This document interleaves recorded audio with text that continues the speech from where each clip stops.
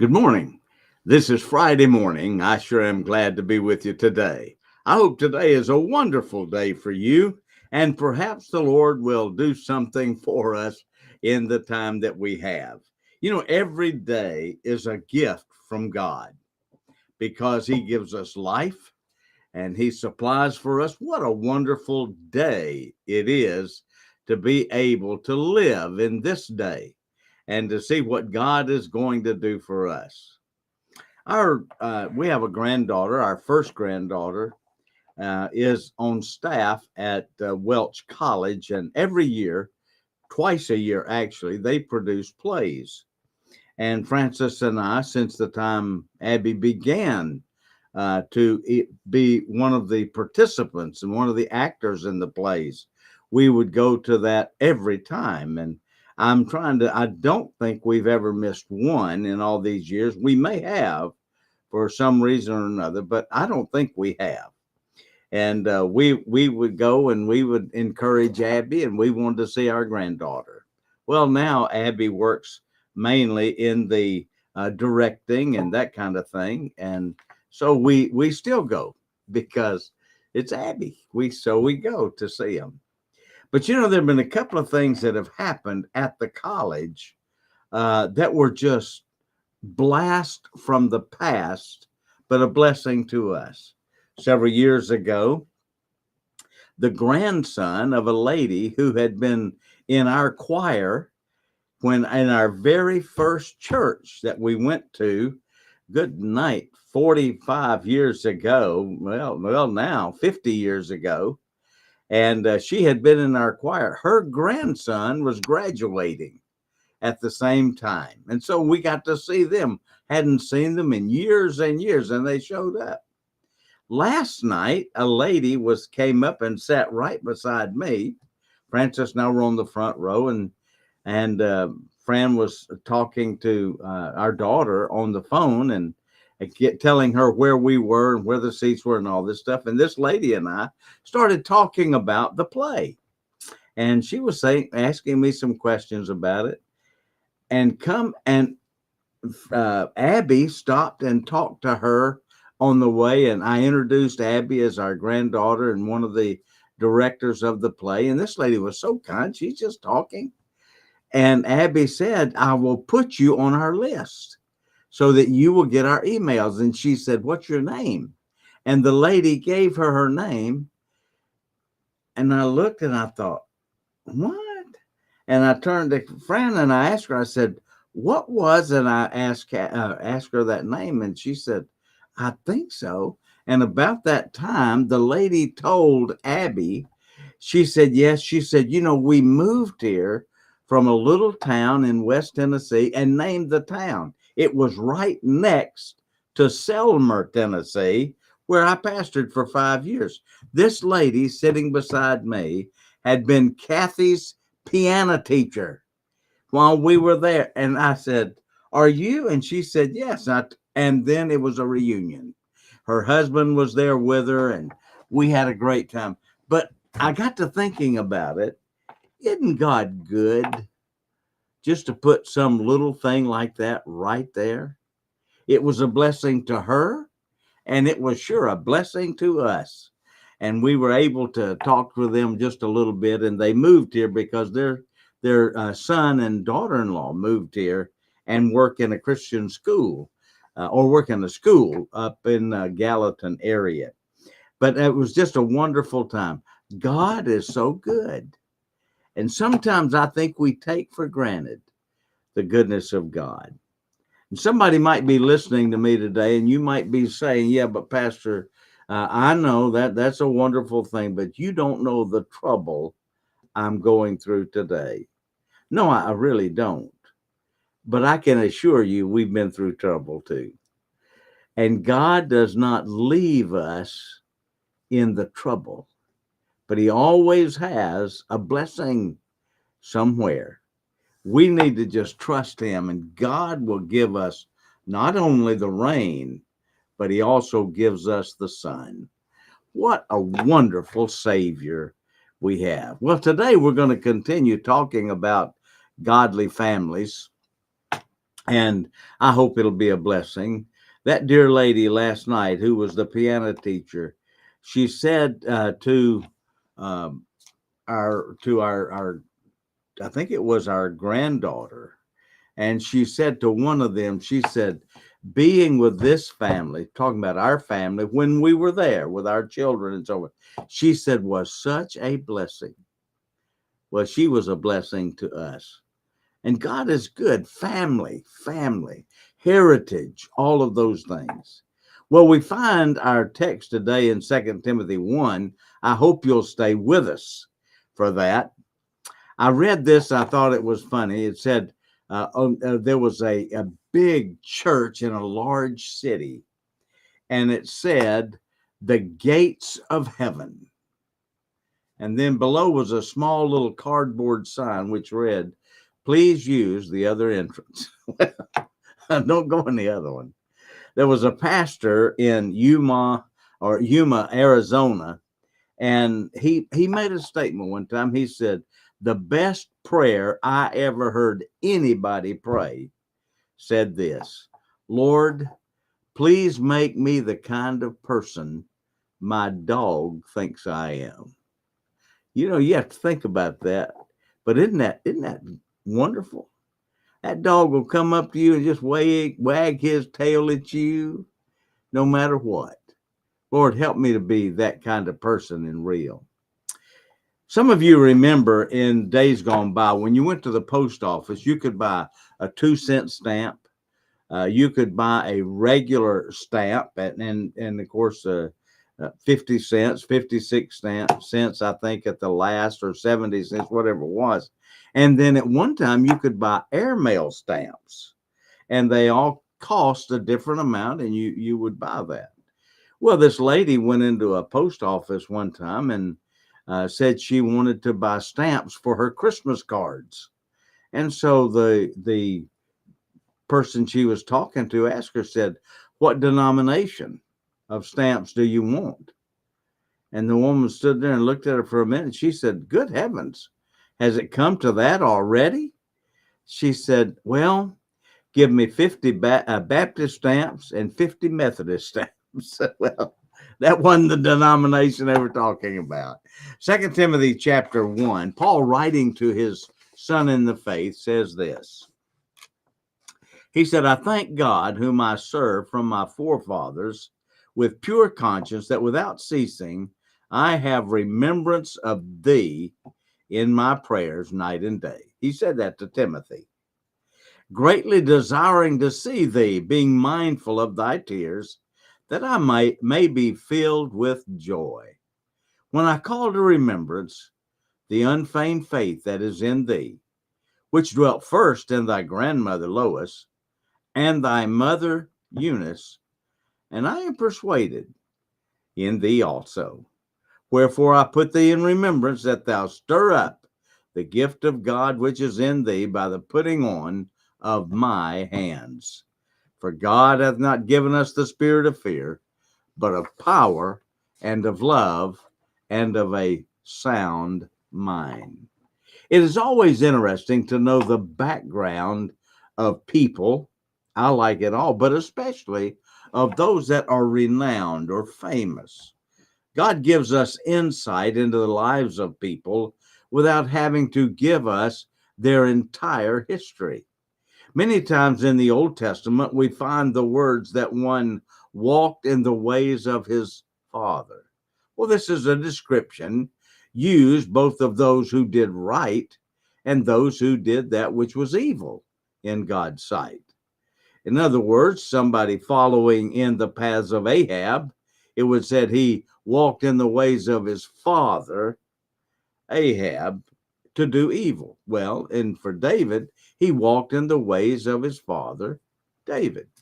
And that means he's following the pattern of their life.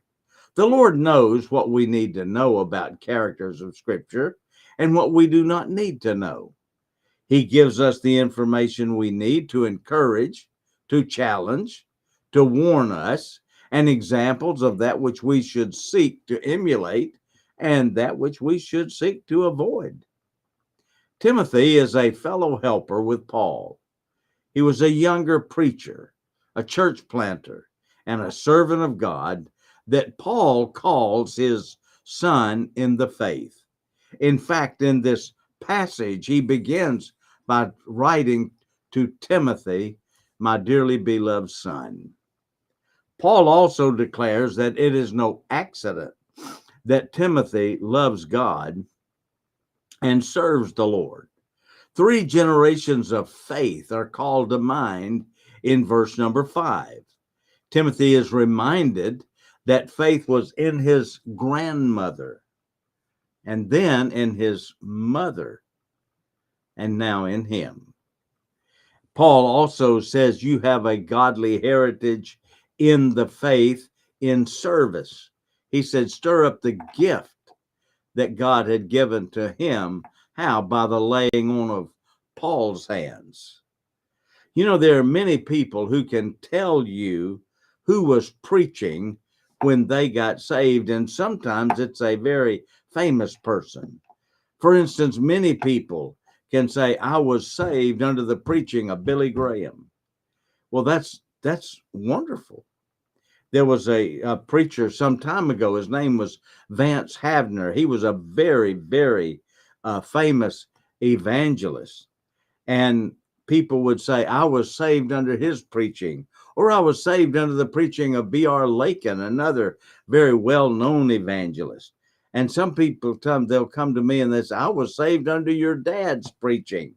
Well, that's wonderful. But that's the line from who you came from. And Paul says, Timothy, you were saved under my preaching. Now you are following what I imparted to you in the faith. Paul also declares that it is no accident that this has happened, because it's heritage. Paul tells Timothy to remember that godly heritage and to follow through with it by stirring up, keeping stirred up, if you will, the gift of God that God had given him. It is a great thing to have a heritage of faith and faithfulness, for it gives a challenge for all of us to continue in the way and what was handed down to us. I remember when we were growing up, the heritage that was given to us by our father and mother. But it was a heritage of faith that did not begin with them. My grandparents on both sides, mothers and dads, were Christian people. My mother's mother and father were more quiet natured than my father's, but they were godly people. My mother's grandfather had founded a church that later became a well-known church in Decatur, Alabama. And my father's people were very, very involved in church and those kind of things. And they all loved the Lord. So it was handed down to us. Now, the secret is, did we hand it down to ours? Paul reminds Timothy of that, and he wants him to stay true to the faithful heritage. Some years ago, I was meeting with a couple that was about to divorce. I don't remember all the details of the reason why, because they were not members of our church, but they were friends with some in our church who recommended that they contact me and let's see if we could set up some marriage counseling for them. And we did. As we were talking with them in the introduction sessions, as I do with everybody, I want to find out, what's your background? Where are you from? If I don't know. And I like to know their spiritual background, family background, so forth. Well, as we were talking, I asked this question about their family. I said, tell me about your family. Said that to the wife and to the husband both. Come to find out, both of them were from divorced homes. And now here they were on the brink of doing it again.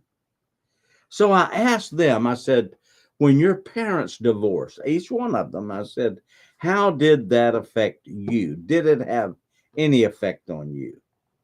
And both of them acknowledged the fact that it hurt them and the problems that it caused. And so I looked at both of them and I said, and now you want to pass that hurt onto your children. My point to them was very simple. That may be the heritage of your grandparents and your parents. And it was for both of them. Second generation. Their grandparents had been divorced, their parents were divorced, and now they're about to divorce as well.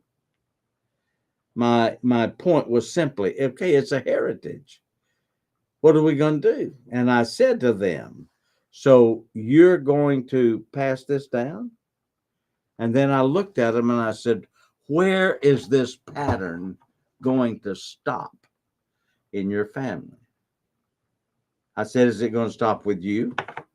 Is it going to stop with the next generation?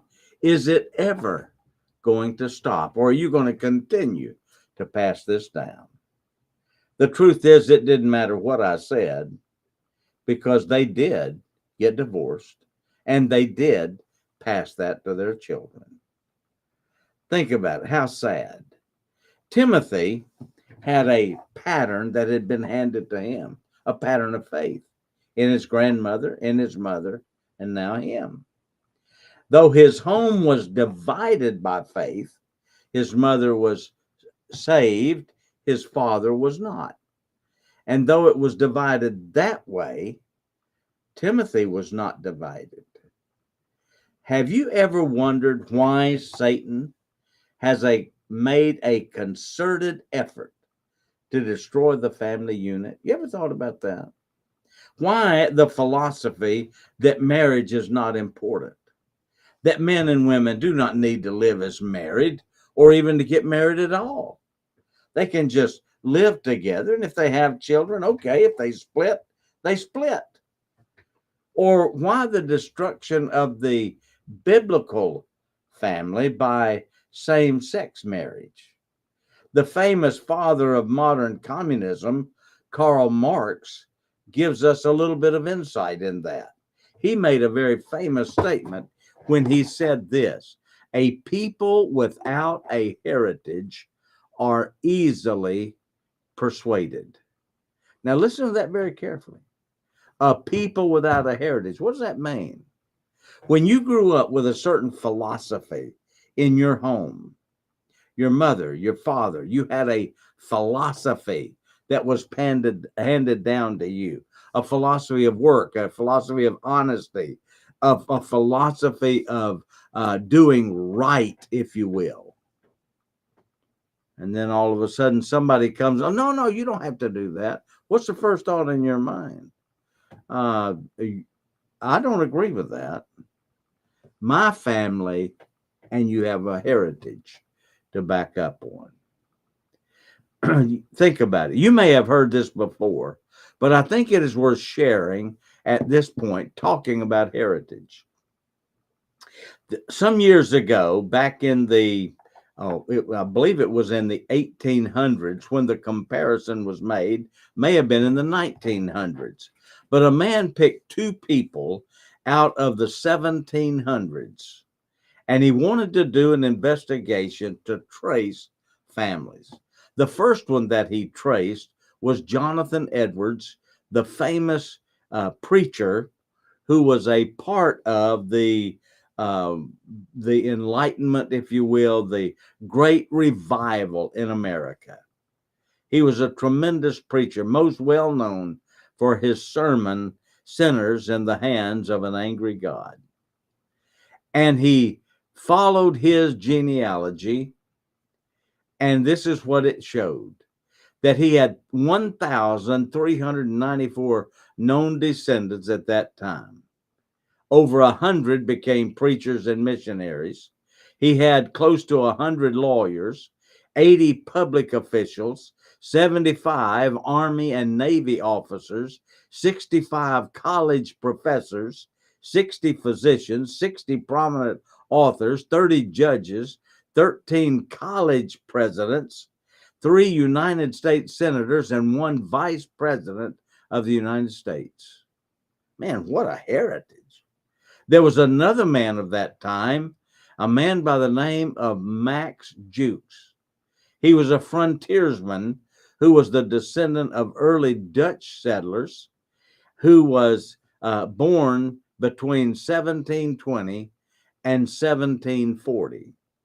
He lived a rough and hard life and died as a result of that life.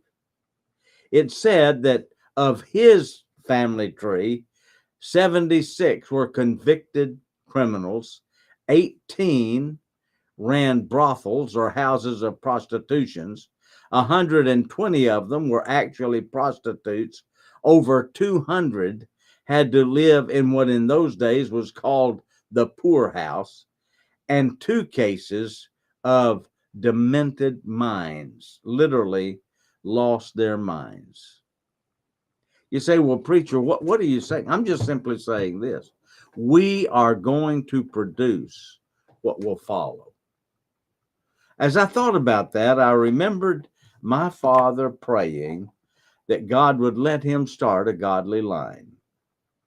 That ought to be the prayer of every parent, especially the saved. I want to start a godly line. Listen, you cannot change the heritage that was handed down to you.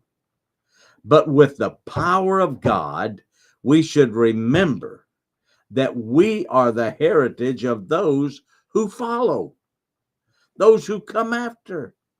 And we can start a godly line for Jesus where we are right now. I cannot undo the past. With God's help, I can work for the future. God bless you for listening today. Hope you'll join with us again Sunday morning, 7:30, right here. God bless you.